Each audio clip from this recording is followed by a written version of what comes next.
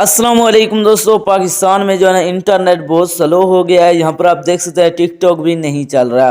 अगर हम व्हाट्सएप पर कोई वॉइस या इमेज वगैरह भेजते हैं तो वो भी नहीं जा रहा। तो आज की इस वीडियो में आपको एक ऐसे वीपीएन के बारे में बताने के लिए जा रहा हूँ जिसके ज़रिए से आप इन सब चीज़ों को चला सकते हैं।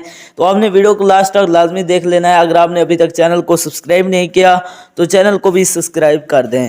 सिंपली आपने यहाँ से प्ले स्टोर को ओपन कर लेना है। यहाँ पर आपके फ़ोन में प्ले स्टोर होगा, इसको आपने ओपन करना है और यहाँ पर आपने सर्च करना है पांडा वीपीएन। आपके सामने ये वाला वीपीएन आ जाएगा।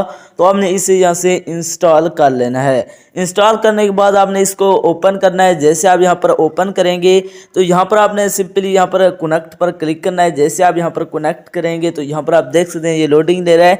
जैसे ये कनेक्ट होता है तो यहाँ पर हमारा जो इंटरनेट है वो बहुत ही अच्छी तरह चलने लगता है। यहाँ पर आप देख सकते हैं तो यहाँ पर हमारा वीपीएन कनेक्ट हो चुका है। तो यहाँ से मैं अभी टिकटॉक को ओपन करके आपको लाइव इंटरनेट चला के दिखाता हूँ।